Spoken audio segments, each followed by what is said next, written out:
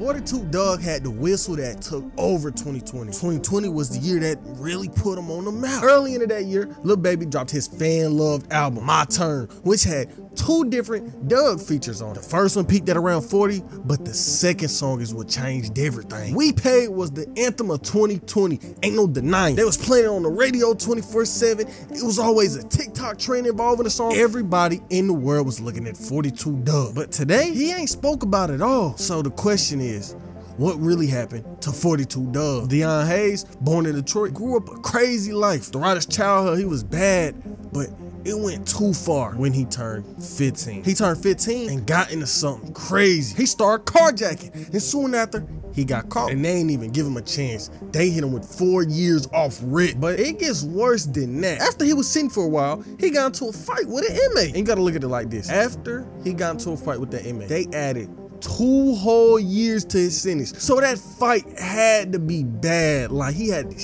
him or like hurt him bad in order for them to add 2 years to his sentence. And to make it all worse, they put him in solitary confinement 2 different times. I don't even think a lot of people understand what solitary confinement do to somebody. It really puts somebody in like a bad mental space, and a lot of people who get put in solitary confinement go insane. And it's on record that a lot of them people go insane. And for Dugg, he didn't want to fall into that trap, so he had to find something that was his escape. So he ended up writing music. It was something that helped keep him sane while he was locked up. He was just perfecting his craft, just working all the time. By the time he got out, he was ready. He was ready to get out and become a rapper. He wanted to take this music stuff for real. So back in 2017, he got out. He was just trying to get on his feet. He started rapping and ended up becoming cool with some rapper friends. And one of them rapper friends ended up being Lil Baby. And in 2017, you gotta think about it like this. Lil Baby wasn't really famous. This was before Pikachu. This was before all that. So they got close, started to record together all the time. And when Baby started to blow up, he ended up signing Dugg. But after grinding for a while, he ended up getting caught up with the law again. As I just talked about, Dugg is a felon. He just served 6 years. And one of the main things a felon can't do is own or shoot a weapon. But for some reason, he decided to go to the gun range. Like they don't got cameras in there.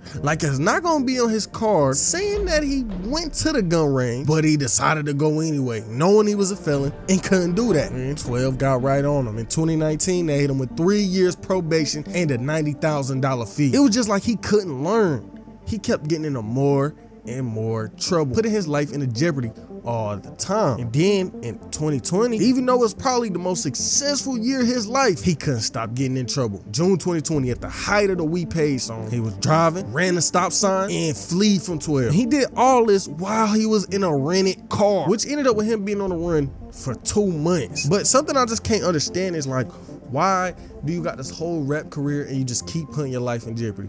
You on probation, don't smoke, don't have no, don't be doing no, don't do nothing stupid that'll get your probation revoked. Why would you want to go back to jail after you got so much success? This nigga got all this money in front of him, but he can't help it. He just want to go back. I never understand this with rappers, and I know it's never gonna end, but rappers gotta break that street mentality, bro. You got money, you got something to lose now. It's not like when you was back in the hood, you was broke and you didn't have nothing. Nigga, you got something now. But they eventually caught him in August and hit him with a 3rd-degree felony for running from the police. He ended up getting released on 20K bond though, but on one condition. He was gonna have to serve 6 months in a federal prison camp. And that's basically where niggas be working on programs and doing work. Basically, they said he had to go to high school for 6 months. But in 2021, he dropped his debut album. It did this, and it brought a lot of attention to his name. He kept working, doing some features here and there, and was really out the way until the end of the year came. Like we all know, throughout 2021, Dugg was on probation, and a part of probation is drug tests. After failing multiple drug tests throughout the year, in December, he failed another one. But 12 wasn't playing with him. They was tired of him acting like there was a joke, so they made an example out of him. In December, he failed that drug test, and in November, he got hit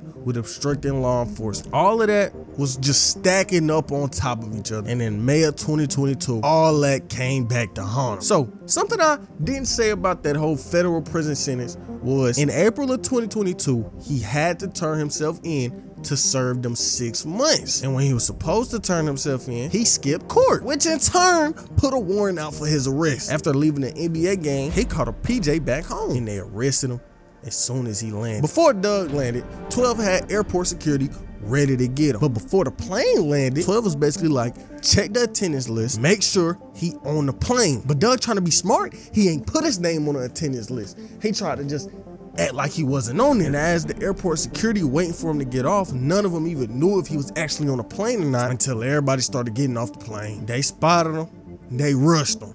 They sat him down in the lobby, threw his phone on the table. It was basically like, you gotta wait till 12 get here. As they was sitting here searching him, interrogating him, it was something else going on. Some other airport security was out in the parking lot and they found Doug's bodyguard. He was strapped.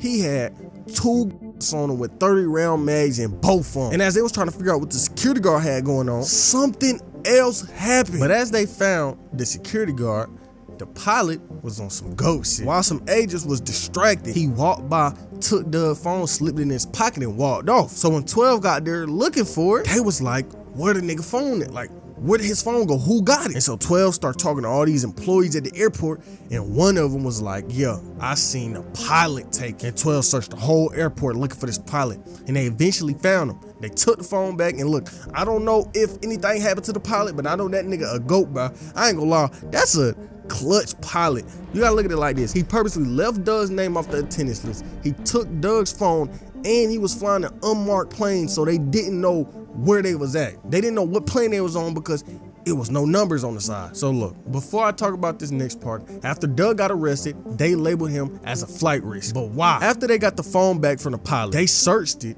and found something on there. As they was listening to some of his old phone calls, and they found out that Doug was avoiding Atlanta because he had some beef down there. They said he just was chilling in Detroit and he wasn't moving. And that was really like one half of them determining him as a flight risk. The other half was the pilot. They looked at it like this. They said Doug got a pilot who took his name off the attendance list, was flying an unmarked plane, was doing all this for Doug. What else could Doug have going on? So that automatically got him labeled as a flight risk. And soon after he got booked, he tried to get bond, but they denied it right away. And ever since then, he just been sitting. Well, I don't know when he getting out. I tried to figure it out. I didn't see no dates. I didn't see no parole. I didn't see nothing. He had so much potential and just threw it all away. But while he was locked up, he dropped a duo album with ESTG. They did good. It was #1 on Apple. People loved it. This is really just a sad story of wasted potential, but not as bad as the wasted potential of famous dicks that I talked about in this video right here.